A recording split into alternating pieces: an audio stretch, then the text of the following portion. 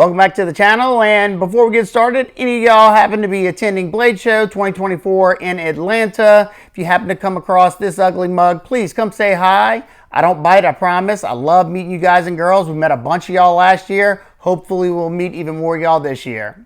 Today we have a knife coming from Boo's Blades, a company that I haven't had on the channel in over 6 years. He reached out to me and asked me if I wanted to check out one of his prototypes for his production Fang. This is a pre-order and it is alive on his site as we speak. So if you're interested in this one after this video, I will have all necessary links down in the description. So why don't we pan on down, take a closer look at this, and I'll let you know what I think. Now let's take a closer look at the Fang prototype.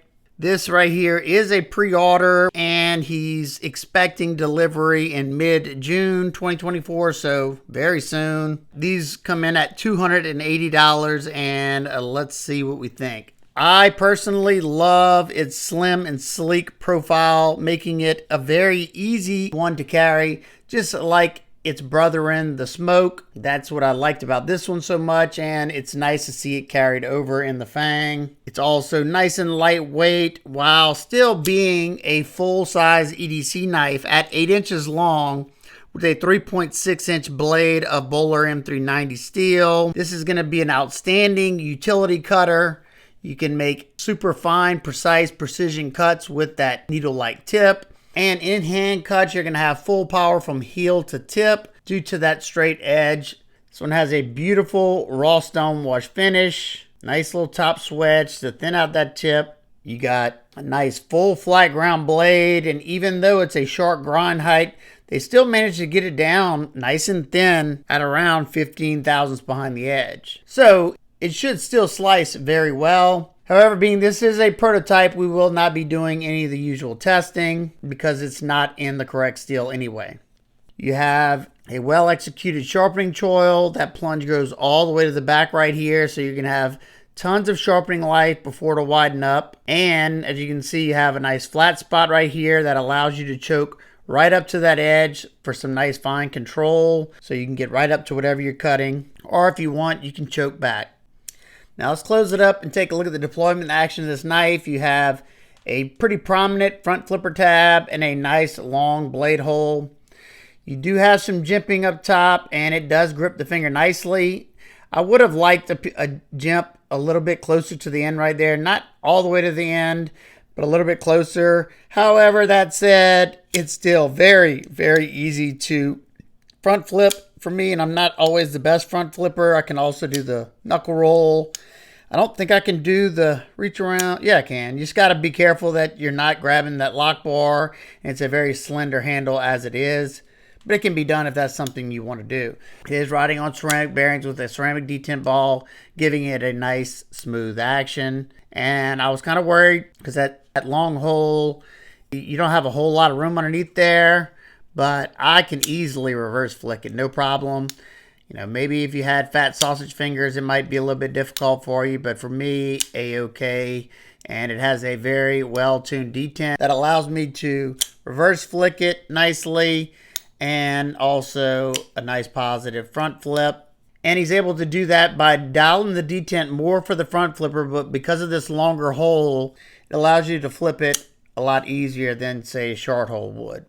We have a titanium frame that has been contoured, as you can see there. This particular one has like a blurple ano on it. You have his triangle decorative pivot, just like on the Smoke. Nice chamfers going all the way around, so you don't have any sharp spots where you don't want them to be. They even rounded all the points. Love seeing that. And right here in this forward choil area, along with this deep chamfer that's giving it that contoured effect. You have a gray titanium backspacer with a hidden lanyard post in the back. Not sure the OEM. I'm guessing maybe Best Tech. I don't know. He didn't say. But it's definitely up there with either, you know, like Best Tech, maybe even We. It has really good build quality. You have a blind screwed milled titanium pocket clip. And being that it's closer to that center line, in hand, it doesn't poke me or prod me. With my medium-sized hands, it stays out of the way of the palm. Now, I will say, being that it has a much slenderer handle, if If you plan on doing some prolonged cuts, it's going to start fatiguing your wrist and forearms rather quickly because of that thin handle. You're going to want to make sure you're going to be squeezing it a lot harder so it doesn't spin in the hand. Not the biggest deal. This is more of your everyday carry knife to make a few cuts or break down a box or something and then put it up. That's what this type of design's for. Kind of like for that CEO that wants a nice, sleek, streamlined, nice looking folder to carry. Your pivot and your one body screw, both Torx T8. Outstanding. I love seeing that. Your centering is right down the pipe.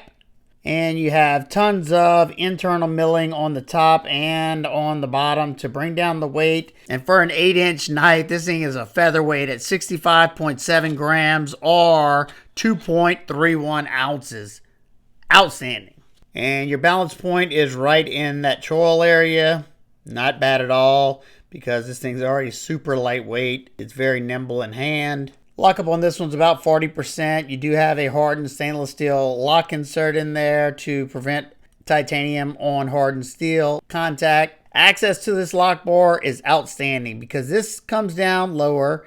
Then you have this nice soft chamfer right here. It's very easy for me to get my finger in there. Absolutely no problem whatsoever. The lockup on this one, very solid.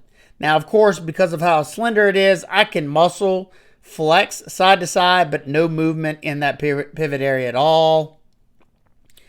And very tight fitment between the pivot screw and the blade. Call that pivot lash. And this one has absolutely no movement. That's what you want to see. Quick size comparison with the Ontario Rat 1 and 2. It's a little smaller than both the Spyderco PM2 and the Hogue Ritter full-size RSK. Two more super slim knives, the Boker Quaken Air and the Boker Kaizen Large IQ.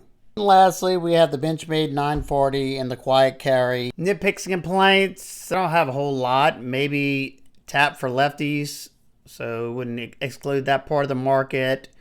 Maybe an extra jump up here, but like I said, I can easily front flip it, so it's a very minor nitpick there. I do prefer the way that the Smoke set up its front flipper tab, how it's canted back like that. Now, I know it has more to do with the design, but definitely could have been done here. It makes it a little bit smaller above the scales. This one's very prominent up there, and it makes it a lot more easy and a lot more comfortable, in my opinion, to flip. This one's not uncomfortable at all. It's just, I think it would have been a little bit easier, and if you would have had that extra jump, it would have been, that much snappier. Other than that, if you are looking for a nice, slender, well-made knife, then I think you would like this one. I wish I could have tested it for y'all so we could have seen some performance, but like I said, it wouldn't have did us any good, being this is not the steel it's going to be in. So there you go. If you have any questions, comments, concerns, please leave those down below. I hope everybody's having an absolute amazing day. I will see y'all on the next one. Peace.